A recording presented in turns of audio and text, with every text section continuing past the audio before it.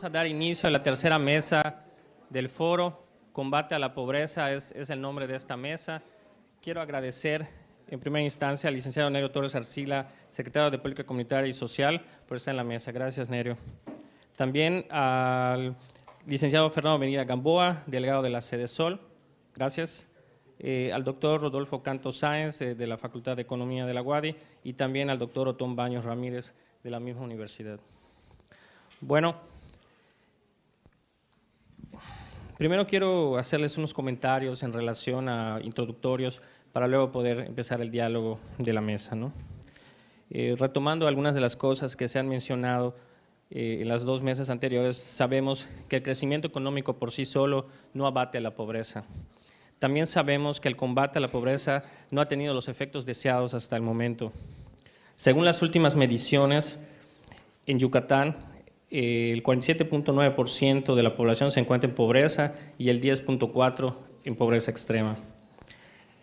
En los trabajos del Observatorio Metropolitano de Yucatán, estimamos que la pobreza alimentaria en la región es del 14.16%, lo cual equivale a 132,000 personas. Son personas que tienen dificultades para cubrir sus necesidades básicas más apremiantes.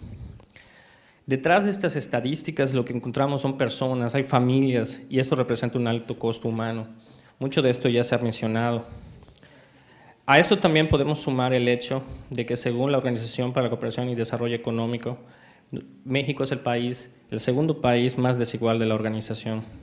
Y esto evidentemente se traduce en un contexto de desigualdad y en un contexto de empobrecimiento, y que muchas veces, a pesar de las intervenciones por encima de esfuerzos que las familias y las personas hacen, no logran salir de este círculo vicioso de la pobreza. En términos de la política social, se ha mencionado también que existen problemáticas desde cuestiones de conceptualización, identificación de los problemas, definición de prioridades, implementación y de evaluación de las acciones que se implementan.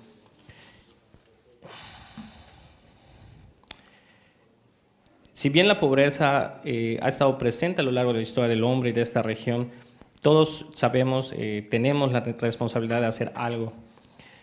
¿Cuál va a ser nuestra contribución? ¿Cuál va a ser nuestra estrategia? De esto es de lo que queremos hablar en esta mesa. Primero debemos plantearnos otras preguntas, y esas se las hice llegar con anterioridad. Es muy importante recordarles acerca de que ustedes pueden mencionar complementos respecto de los diferentes puntos que les voy a plantear. Vamos a manejar 2 rondas y después de esto vamos a abrir la sesión al público para tratar de establecer el diálogo. Entonces les voy a hacer sus planteamientos. Entonces, ¿cuáles son los principios que deben guiar el diseño y la implementación, monitoreo de la evaluación de las políticas y las acciones de combate a la pobreza? Se debe combatir los efectos o las causas. Mucho de lo que hemos escuchado en las 2 mesas anteriores son de que atacamos básicamente las manifestaciones y no las causas, o por lo menos no hay una claridad respecto a esas acciones. También, tomando en cuenta el repertorio de aciertos y errores de la política pública hasta ahora, ¿qué acciones ustedes proponen? Y yo aquí les menciono algunos puntos que ustedes pueden complementar con los que ustedes deseen. Por ejemplo, en términos de combate a la pobreza moderada y extrema. Por ejemplo, en la población que no es pobre, pero es vulnerable de convertirse debido a las dificultades económicas actuales. ¿Qué nos pueden proponer en términos del contexto de empobrecimiento prevaleciente? También, si nos quieren hablar respecto de la promoción de oportunidades, facilitar el empoderamiento de la sociedad y asegurar el ingreso. ¿Cómo debemos priorizar esas acciones que proponen ustedes para abrir boca, ¿no? Y después de esto, pues poder establecer otro grupo de preguntas. Doctor, si nos hace el favor de comenzar. Bien, pues muchas gracias, un honor estar aquí con panelistas pues tan distinguida concurrencia. En cuanto a la pregunta, principios, ¿se oye bien? Que deben guiar el monitoreo y evaluación de la política. Yo mencionaría 2. El primero es el problema de la continuidad cuando con los proyectos de desarrollo social.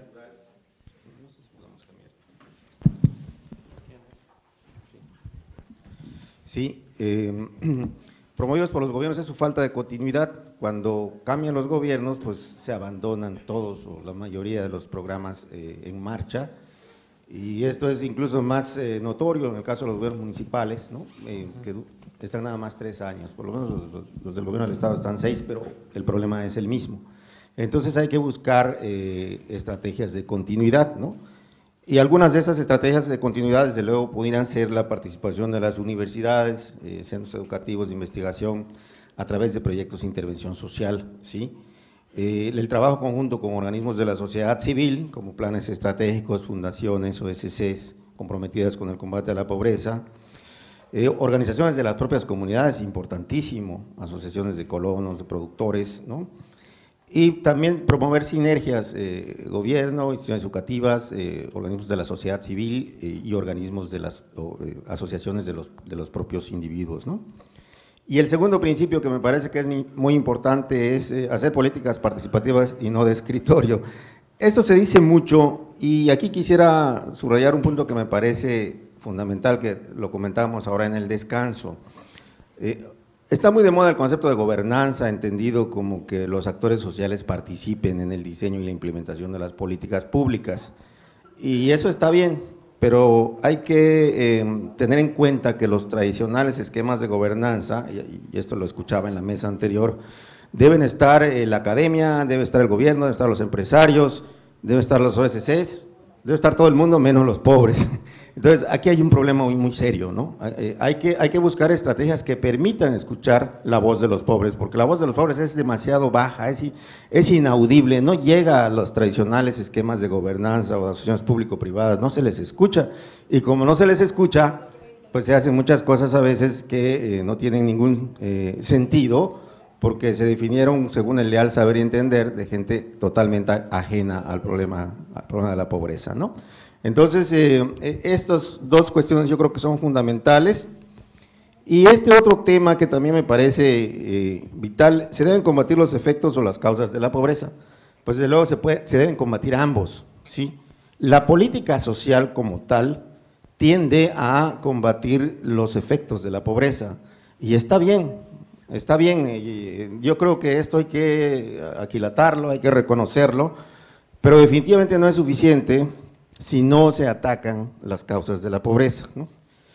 Y esto solo puede lograrse con políticas redistributivas. No hay que olvidar que no todas las políticas públicas son iguales. Hay distributivas, redistributivas y regulatorias.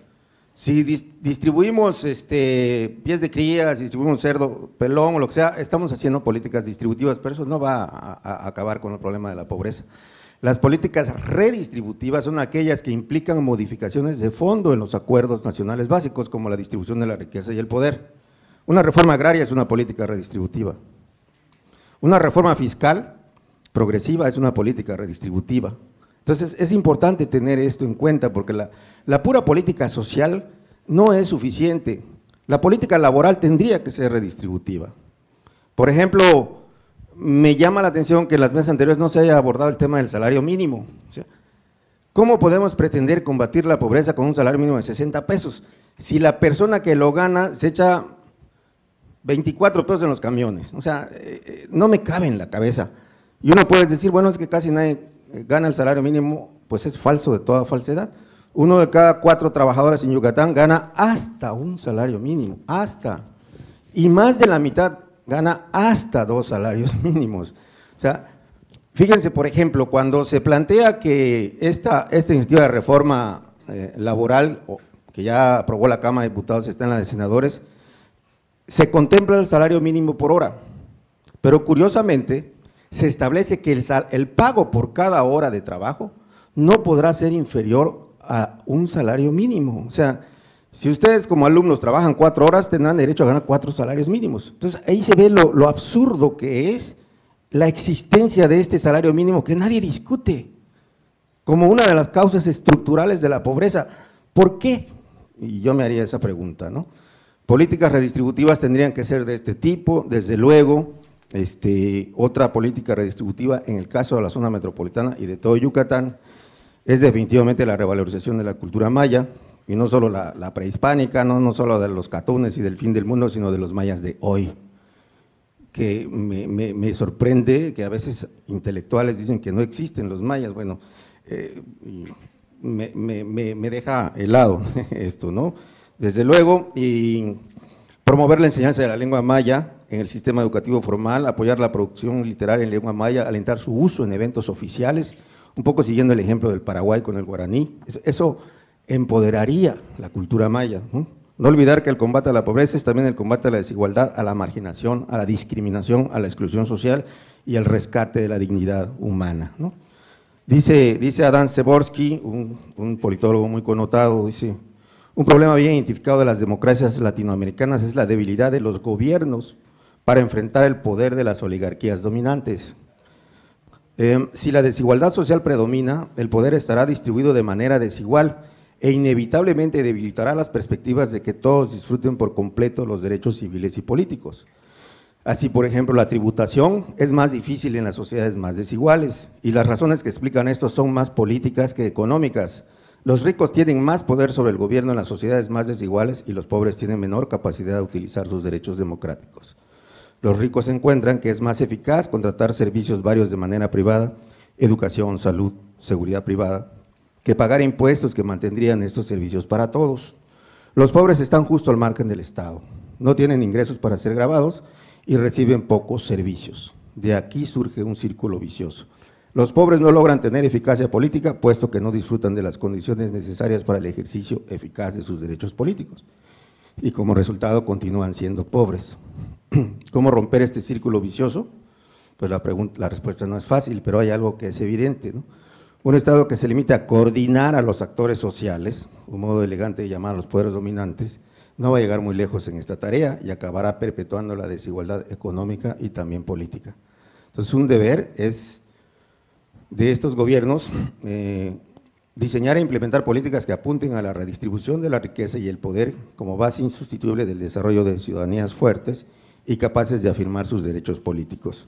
Estuve oyendo todo el tiempo que es multidimensional la pobreza, que tiene su dimensión social, económica. Nunca se habló de la dimensión política, que me parece que es tan fundamental como las demás. Democracia y justicia redistributiva vienen a ser, a fin de cuentas, creo que esto es algo que hay que tener presente, las dos caras de una misma moneda. Gracias.